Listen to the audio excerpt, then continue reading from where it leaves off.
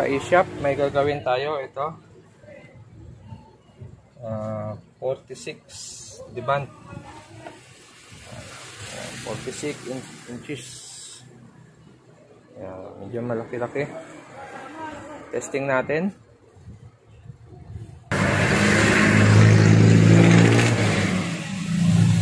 Okay, testing na natin. Saksak ko lang mga ka-e-shop.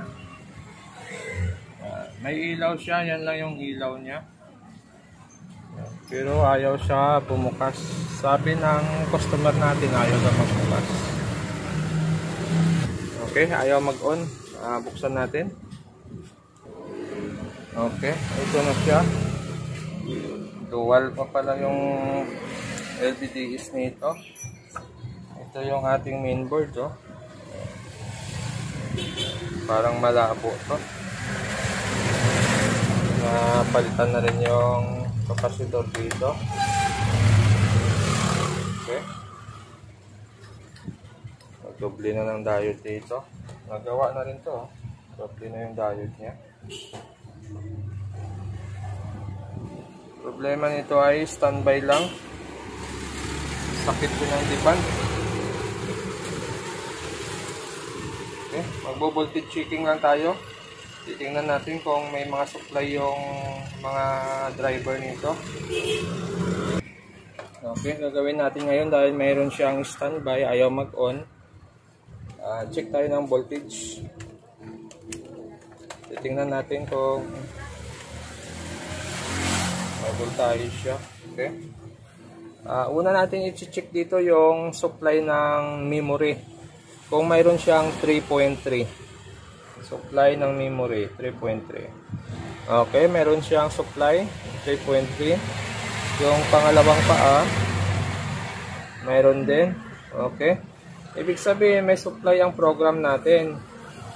Ang setup kasi ng board na to, standby 5 volts. Tapos pag nag-power on switching, mag-on yung secondary supply niya. Yung 12 saka yung 24 para sa backlight. Okay? Check ngayon natin yung control. Kung mayroon siyang supply sa control. Yun. Mayroon siyang supply sa control na 3.3. Okay? Normal yung supply ng ating control. Yun. Normal yung supply ng ating control. Titingnan ngayon natin kung gagana yung control niya pag nag-off tayo. Yun, nagsisiro siya, di ba? Bitawan ko. Okay. On ko. Yun, nagsisiro siya. Ibig sabihin buo yung tack switch natin.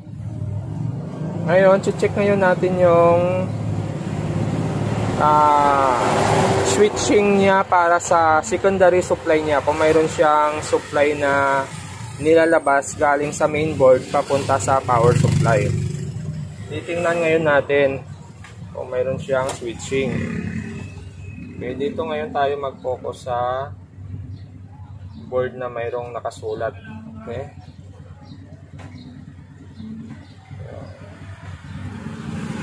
Yan, may nakasulat dyan na standby.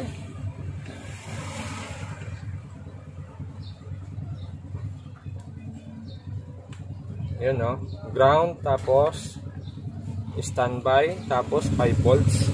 So, sukatin ngayon natin yung 5 volts niya. Yan, mayroon siyang 5 volts. Yung katabi niyang 12 volts, wala. Kasi nga hindi pa nag-on yung secondary supply natin. Bali, standby lang yung mayroon siya. Yan.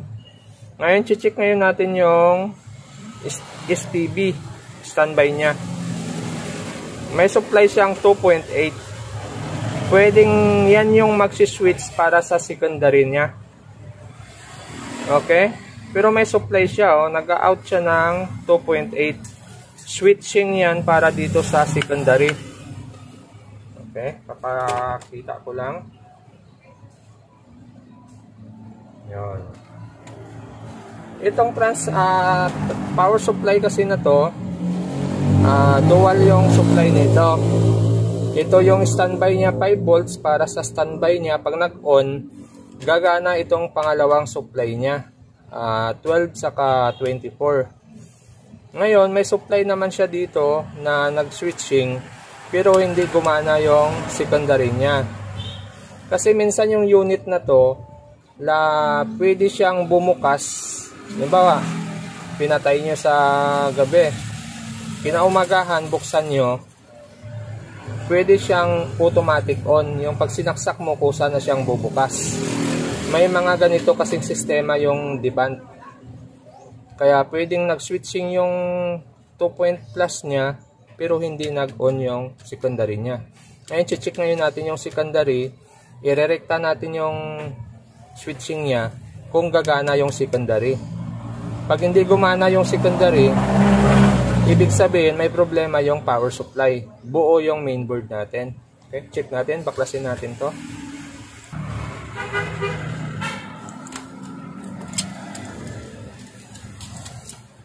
Dahil ito parang may gumawa na nito, tingnan nyo, pansin nyo ba iba na yung kapasitor niya? Parang may kumalikot na nito.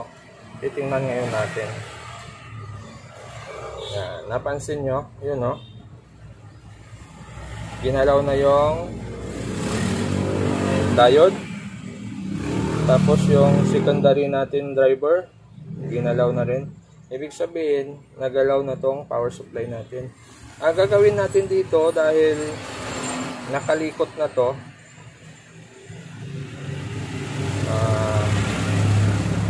magtatry tayo ng ibang supply. Pero bago yan, check muna natin kung kaya i-4 wires to o hindi. Okay, dahil lang, pause ko muna ha. Okay, bali nasilip na natin yung ating power supply. Hindi siya pwede i-4 wires kasi dalawa yung MOSFET nito. Yun, isa saka ito. Hindi siya pwede 4 wires. Okay. Tapos yung supply nito, bali tatlong set ang ginagamit nito. Isang 12 volts, isang 16 volts, saka isang 24 volts. Okay, doble ang supply nito. Yan siya. Ito yung ating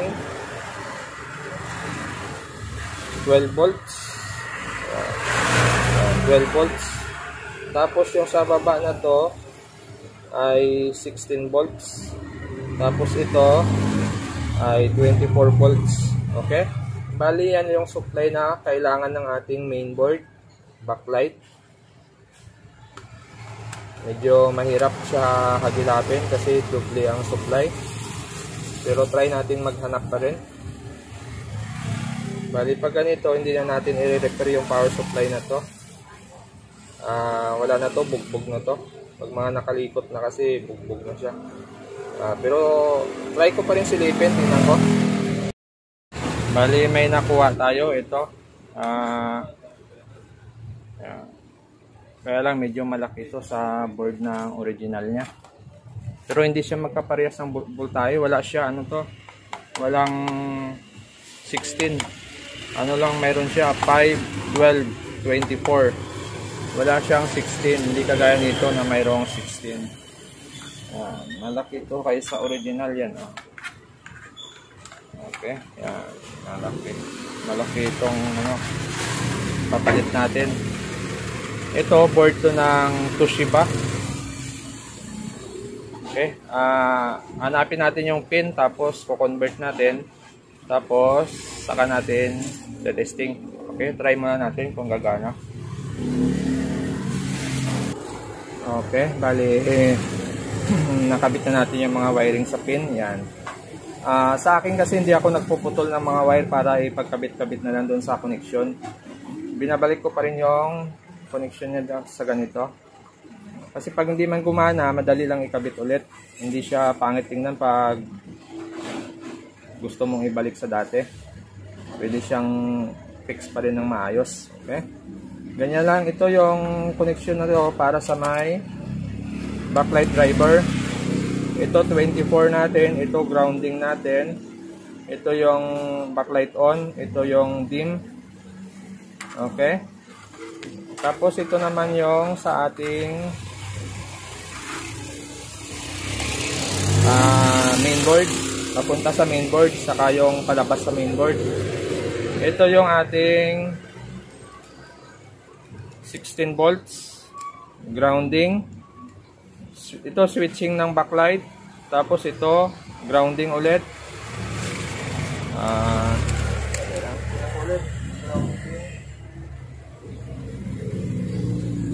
Okay, grounding.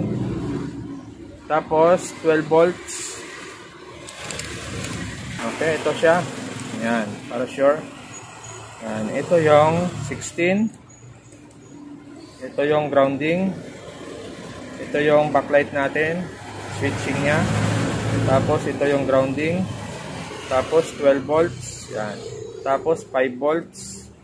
Tapos standby power niya. Power on niya. Switching sa secondary supply. Tapos ground. Okay. Yan lang. Tapos kakabit ulit natin yan doon sa mainboard ng sa power supply natin na Toshiba galing. Doon natin ikakabit yan. Okay. Ito yung sa backlight natin sa Toshiba. Yan. Ito 24 grounding. Tapos yung backlight on, option, yung power dim. Okay, yan lang ang kakabitan natin. Tapos dito naman sa may papunta sa mainboard. Yan, ito naman yung sa papunta sa mainboard. Yan din yung mga data niya. Yan. Yan yung mga data niya. Okay. Bali, kakabit ko muna siya. Pagtapos ko yung wiring, papakita ko rin sa inyo. Okay, mga ka-e-shop. Bali, na ayos na natin yung mga connection natin. Ito, papunta sa mainboard. Ito naman yung papunta sa backlight. Tapos, kinabit din natin yung mga connection na kailangan natin ikabit. Okay, bali ganyan lang. Yan. Ito yung original niya, power supply. Yan, ganyan lang pag nag-set up. Ito yung papunta sa backlight. Yan. Yan, yan yung pin natin. Okay, nilagyan ko siya ng pin sa dulo para hindi na natin putulin yung wire niya. Yan, ito yon yung dito ikakabit. Okay? Yan. Dito yan. Tapos yung isa naman, ito sa mainboard. Yan, ito naman. Yan, may pin din siya, okay? Si-set up ko lang tapos testing natin. Okay, ganun lang pag nag-assemble ng mga power supply, pag nag-convert. Pero kailangan kabisado nyo yung mga data pin ng ating circuito. Kasi pag nagkamali tayo, maaring wala na, hindi na magagawa yung unit natin. Kaya dapat ingat-ingat saka siguraduhin na tama yung mga connection. Okay? Ito yung pasensya na kayo, medyo sa highway kasi tayo kaya maraming sasakyan na dumadaan. Okay, ito yung sa backlight natin. Okay, ayan, di ba nakapin din siya? Parang pwede siyang kalasin. Tapos, ito naman yung sa may mainboard natin. Yun, nakapin din to. Yan, okay. Yan, okay, nakakapit na siya. Yun, no? Ito sa mainboard. Yung connection yan, parehas na parehas sa original niya. Ito rin, no? Naka-safe din yan kasi nakabalot na yan ng glue. Safe na siya, hindi na siya magsushort. Ganon din dito, nakabalot din to ng glue. So, nakabalot din to. Okay? Testing natin kung talagang gagana siya. Tingnan natin kung effective yung ating ginawa. Lagyan muna natin ng isang screw para hindi malaglag yung ating power supply pag ating itong binaligtad.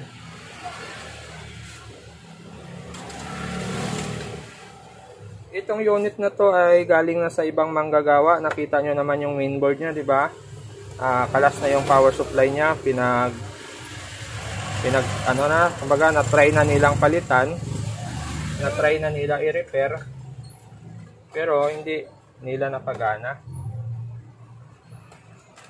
Okay, nasubukan na nila palitan yung mga ibang pyesa. Hindi pa rin nila napagana, kaya wala na. Sumuko na sila. Ayaw na daw nila, kaya suko na sila. Tayo, may mga remedyo pa tayong paraan dyan. Basta kaya pang mapagana at buo pa yung ating LCD, try natin. Okay na? Kung bago kayo sa channel ko, huwag kalimutan mag-subscribe. At marami pa tayong mga trouble na maipakita sa inyo. Ito, yung power supply na to ay galing sa unit ng Toshiba. Toshiba LED din. Okay, testing natin.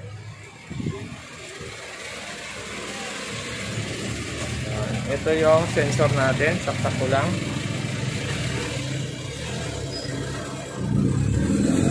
Ayan, nagkulay asul siya. Yun, nagpalit-palit na siya. Yun, steady asul. Ayun, na-backlight na, oh. Meron na siyang ilaw dito. Tingnan ngayon natin kung may display. Sana meron. Ayun, may asul, oh. Sana meron. Ayun, sa full. Okay, meron siya. At buo pa yung LCD niya. Wala man lang kalamat-lamat yung LCD. Buti buo yung LCD. Try ngayon natin na lagyan ng palabas. Okay, lagyan natin ng palabas. Yun. At volume natin mga ka-e-shop. Yun, may sounds din siya. Yun, napansin nyo? May sounds, diba? Lipat ko yung audio. Yun, wala. Yun, lipat natin sa kabila. Yun, meron din dito sounds. Okay. Tingnan ngayon natin yung video kung okay. Ayan. Okay mga ka-e-shop. Pasok na naman ang ating conversion. Okay. Kakamada ko lang, tapos ayusin natin yung power supply, tapos testing ulit natin. Yan, ganyan lang siya. Okay, ito na mga ka-e-shop. Nakapwesto na yung ating mainboard. Yan. Okay na siya. Tinali ko na lang siya. Yan, oh. Bali magkabilaan naman lock niyan. Pero ito naka-tornilyo siya. Fit naman siya. May separator naman sa ilalim yan, kaya hindi mag-short yung board natin sa aluminum. Okay, may separator yan, doble pa. Okay, ganyan na siya. Ayan, oh. Eksakto lang yung power supply natin. Sukat na sukat din sa housing niya. Hindi siya uumbok. Okay, ganyan lang, oh. Yun. Ito yung dati niyang power supply. Okay, yan. Okay. Papaliwanag ko lang ulit. Yung ating backlight driver, ang supply nito ay 24 volts. Tapos yung ating mainboard, ang supply niya ay 5 volts standby. Tapos isang 16 saka isang 12. Pero ang ginawa ko, dahil wala tayong 16, yung supply ng 16 ginawa ko na lang 12 volts. Supply lang naman yun ng audio niya. Supply ng sounds niya yon. Kaya kahit 12 yon, kaya naman yung paganahin yung 16. Okay? Pinagsama ko lang yung 12 saka yung 16, iisa na lang. Bali 12 volts lang ang kinabit ko. Okay, hati na lang sila doon sa supply ng panel saka supply ng sound. Okay, ganun lang ang ginawa ko. Okay, yan na. Sasarado ko lang, tapos testing ulit natin. Bali ito yung model niya. Ayan. Okay. Sarado lang natin. Okay, bali testing na natin.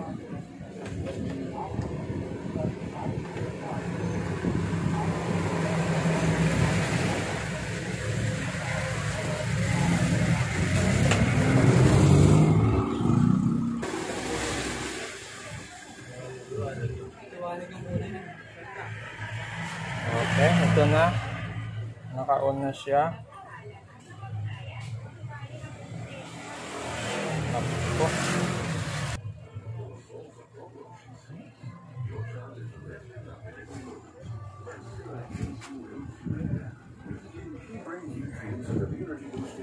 Okay na siya. Hanggang dito na lang. Susunod ulit natin na video.